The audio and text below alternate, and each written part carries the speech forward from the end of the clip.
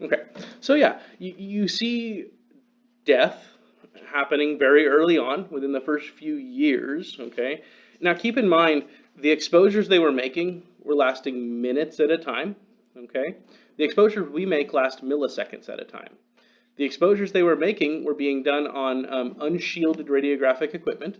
Okay, and so no shielding, no distance being taken into account, and no time being taken into account. Right. So we're going to learn that they being very smart scientists had to figure out early on what were the factors that were causing people to be harmed by radiation, and what could we change, right? What could we change to make radiation a little safer to work around? Because we started to learn that radiation was a little harmful to work around.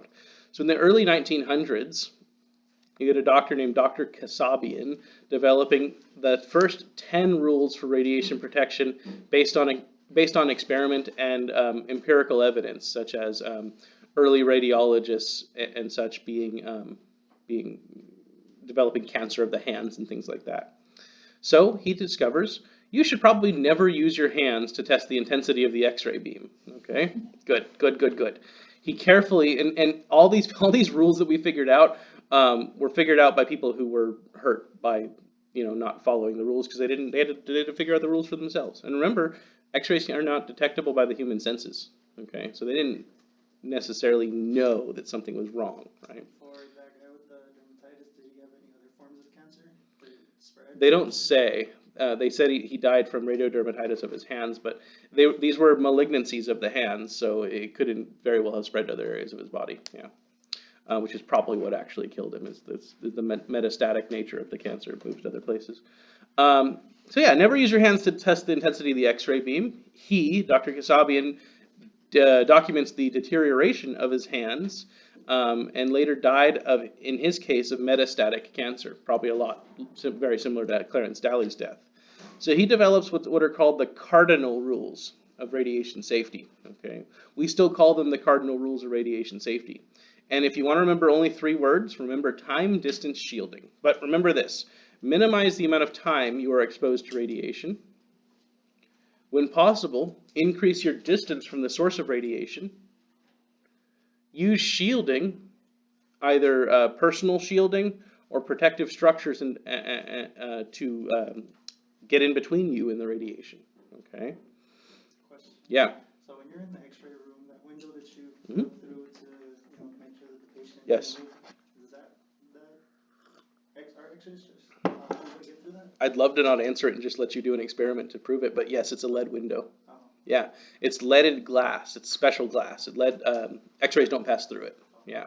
Um, so while something can be clear and lucent to visible light, right, it can be opaque to X-rays, such as the lead glass that we have. And in fact, we will do that experiment. You'll prove it for yourself. You'll hold a cassette up to the glass, and we'll shoot X-rays right at it and see how it goes. Yep. Yeah. So there's a reason for all of the shielding that we have, and it's to maximize our shielding from the source of radiation. Okay. Now, the X-ray tube is the source of what's called the primary beam of radiation. But the patient, as you learned earlier, as we said, X-rays scatter within the body. The patient is the primary source of what we call scatter radiation. And for our purposes in radiography, scatter radiation is more harmful than primary beam radiation because we direct the primary beam. We know where the primary beam is roughly going. Okay, we know the radiation field size and we know where the primary beam is at. But scatter radiation from the patient travels equally in all directions, randomly in all directions. Okay, and so the patient becomes the most harmful thing to you. So when we think about time distance shielding, it's minimize your time around the patient when the X-ray beam is on. Okay, maximize your distance from the patient and maximize your shielding from the patient. Okay, so as the radiographer, the patient is actually the most dangerous thing in the room during the exposure. Now, as long as the exposure's happening for, as long as the exposure time is set for, that's how long everything is happening. That's how long the X-rays are being generated for. As soon as the exposure turns off, there are no X-rays bouncing around the room still. They have all been absorbed into the walls of the room. So yeah, you think about this, like you do this when you're out in the sun, right?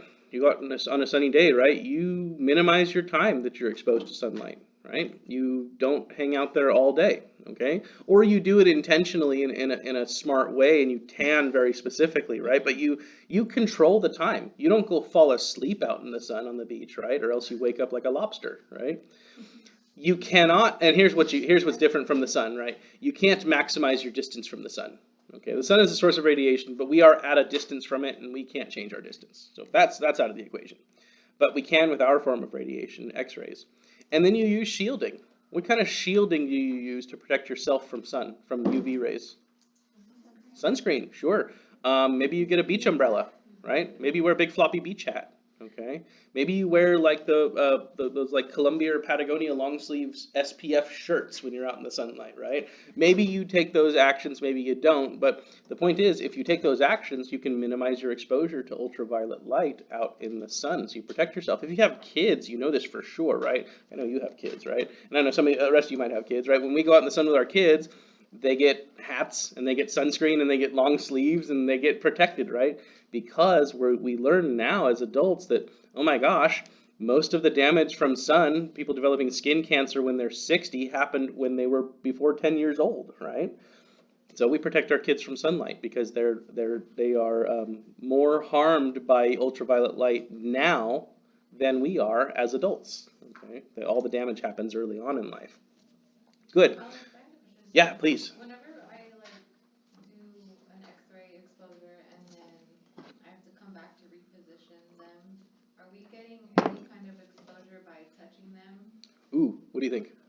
I heard yes, because I had that conversation Interesting. yesterday actually. So no. Think about it like this. When I shut the lights off in the room, is anybody still being exposed to the light in the room? No, right? Is the light from those light bulbs still bouncing off of you guys and coming to me or coming from me to you? No, right? Because I shut off the source of radiation, okay? So as soon as the X-ray terminates, as soon as the exposure shuts off, okay? So let me put it simply. As soon as the exposure shuts off, all the radiation stops in the room. There's no radiation coming from the patient, everything is safe, okay? But let me make it a little bit more complicated. As soon as you shut off the X-ray exposure, as soon as that last beam comes out of the machine, it travels at the speed of light from X-ray tube to the patient. And then from the patient, it travels at the speed of light to you or the wall or whatever, right? Let's say it scatters off the wall one time and scatters off the wall a second time and then gets to you. For one, it's going to have no energy left, okay? And two, because of how fast it travels, this is going to happen before you can even blink, okay? The X-rays will have scattered their final times before you could even possibly move fast enough to open the door to get into the room. So that's why, after the exposure is shut off, it's completely safe. There is no leftover radioactivity to the patient after the exposure has been shut off. Okay. As well, there is no radioactivity when you prep and spin the rotor on the X-ray machine. When you're pressing the prep button and you hear the sound start to be made by the machine, the only time that the exposure is actually happening for, and the only time that the patient is harmful to you, is when you press the exposure button and the exposure is being made. During that time, the patient's harmful. Let's say it's a 1 second exposure, so during that 1 second, that's when you're at risk. Okay. Any other time, there is no associated risk. I don't need to answer that one. Okay, so does that answer the question? Yes. Yeah, good. So as soon as it's shut off, the patient is safe for you again. So if anyone tells you there's any leftover radioactivity, there is not. That's not true. Okay. Now, in nuclear medicine, which is a branch of radiology inside the hospital, they will have the patients ingest radioactive chemicals. Okay. Those patients are harmful for as long as the half-life is for that radiation. Maybe that half-life is 45 minutes. Okay. Those patients in the hospital setting who are doing nuclear medicine testing, they are radioactive and they are harmful for the whole time. There is no shutting them off, okay? So their clothes have to be put in special bags. They have to be kept in special areas of the hospital. Everyone has to wear special detectors. Those patients are harmful. But in a regular X-ray room, X-rays are only harmful, and the room is only harmful, the patient's only harmful for as long as the exposure is happening for. If it's 1 second, then that's how long it's harmful for. If it's 2 seconds, then there you go. Most of the time, it's more like a millisecond, right? A couple hundred milliseconds, yeah. Good. That's a really good question, right? Because you want to know, is it safe to go in after we create the X-ray beam, and absolutely it is. The patient will scatter that radiation immediately, and then they're safe again. Okay, so do we work in a safe occupation? Ooh, I get a no and I get a yes. All right, good. So in modern times, we consider radiography to be one of the safest occupations. Okay, it is about as safe as working as a office secretary. It carries about the same amount of risk. Okay, now it seems, this is why we're talking about perceptions, right? It seems like what we're doing is a lot more harmful. But because of all of the radiation safety practices that we put in place, all the safe use of equipment, all the shielding, all the distancing, all of that stuff, what we do is actually not very harmful at all to us. Okay, we have no. I think I'll show you guys the numbers in a subsequent lecture, but you know we have a expected lifespan shortening of like 1 day or less compared to other jobs, like your whole life, right? Being a radiographer might make you at risk of losing like 1 or 2 days of life, okay, compared to other jobs. It's very, very low risk, okay? I mean, just getting in the car carries more risk, driving to school carries more risk than working as a radiographer, okay? Smoking a single cigarette carries more risk for shortening your life than working your whole life as a radiographer. A single cigarette, okay? So it's a safe job. But again, this is important to understand that it doesn't have to be a safe job. Okay, it can be an unsafe job if you want it to be. Okay, it's safe because of the widespread application of safety guidelines such as time distance shielding. Okay, it's safe because we made it safe. It's engineered to be safe. It's not safe inherently. Inherently, X-rays are dangerous. Okay, now the actual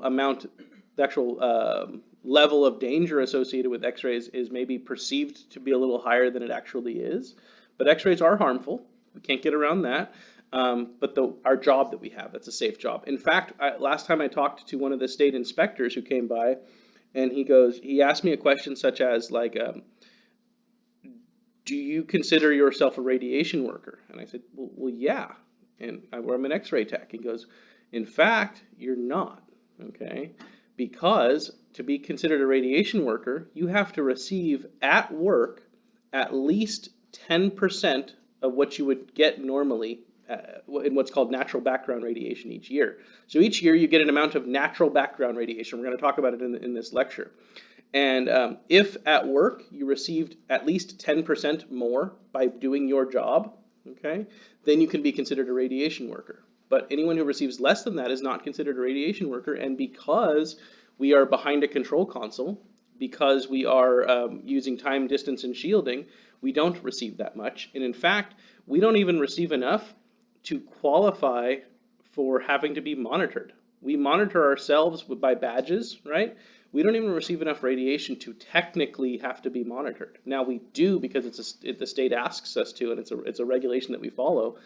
Because in principle we could receive that much, but we don't because we protect ourselves. Okay, so we could be receiving that much radiation, but we end up not actually, and because of that, technically speaking, we're not radiation workers. Okay, even though we're using a source of radiation all the time.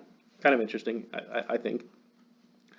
So yeah, the proper perspective is to have a healthy respect for the hazards of radiation, and importantly, this is what you are at risk for, accumulated or cumulative radiation exposure, right? You work 40 years in the field and never practice safe radiation use, then the accumulated dose you get over those 40 years, that's going to matter, okay? But if you use it consciously, use it correctly, and have a good respect for it, you shouldn't be afraid of it. It's nothing to be afraid of, okay?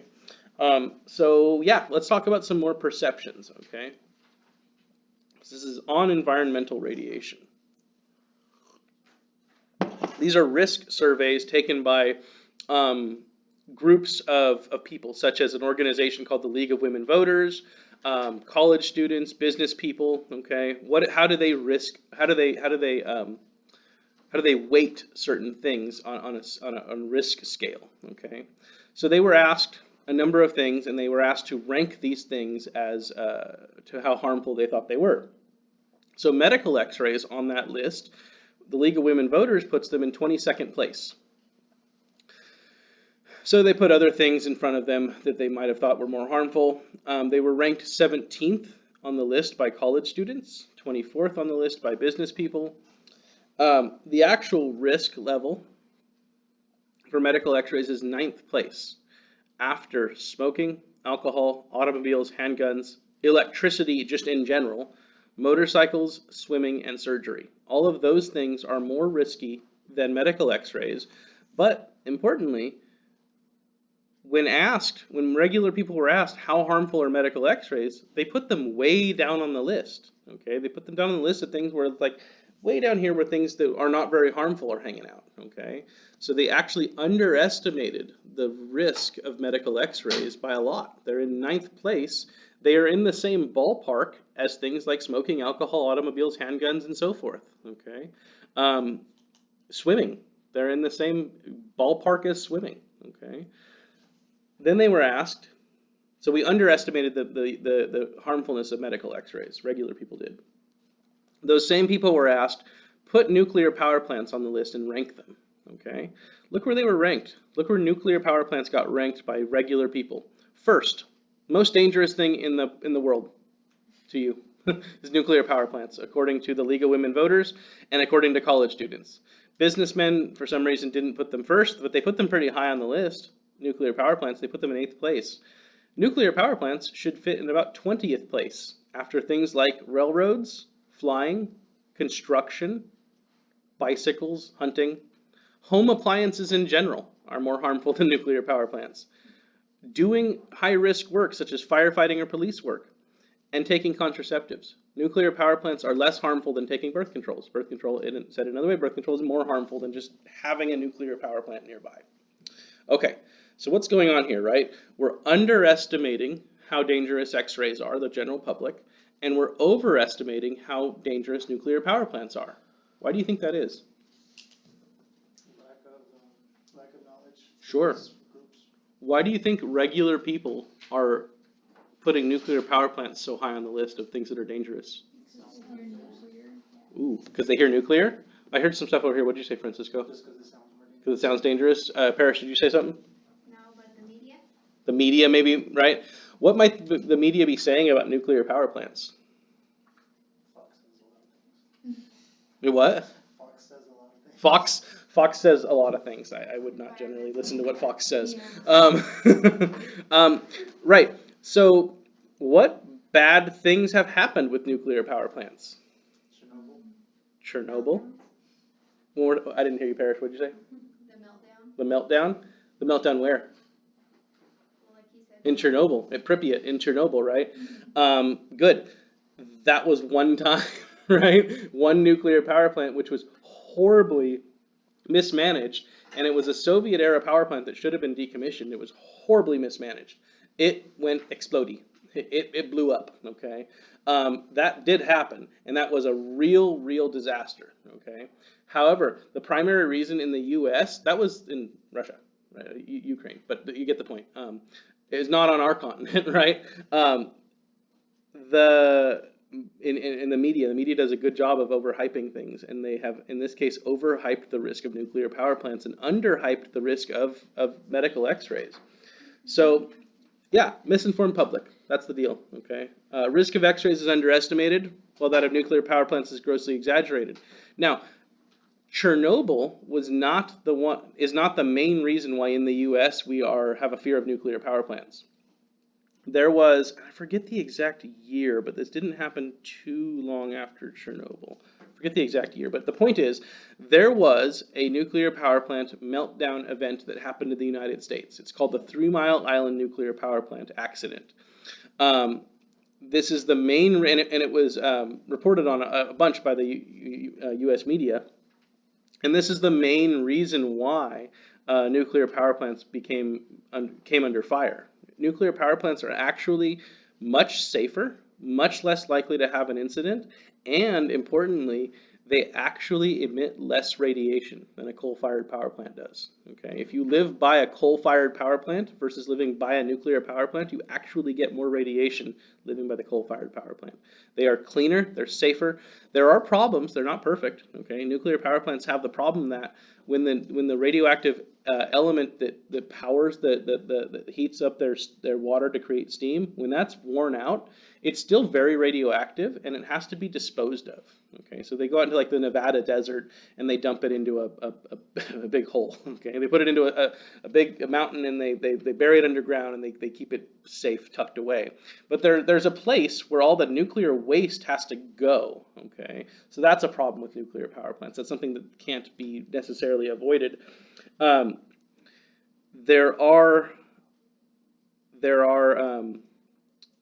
some people in science who are in physics who are trying to figure out how to create what's called nuclear fusion, which doesn't really produce any waste, but that's very hard to do. The type of nuclear power plants that we have are called fission reactors, in which they just take radioactive elements and basically they put them underneath a big, ginormous, industrial-sized pot of water, okay, and they boil water by letting that nuclear radioactive element basically emit particles and heat up the water. Okay. Is it directly in the water? No, it is underneath where the water's at, and it's embedded in its own little rods and protected from the water. But yeah, the point is it heats up water. Yeah.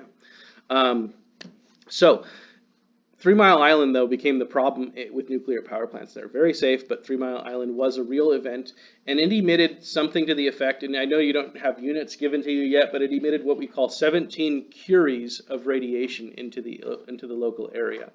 To put that into perspective, Chernobyl emitted something in the ballpark of like millions of curies, like 50 million curies of radioactivity. So it's way, way less than Chernobyl. It was not a true disaster. So let's get some units out. Let's talk about some units of radiation. Let's get a better frame of reference for comparing things here, okay?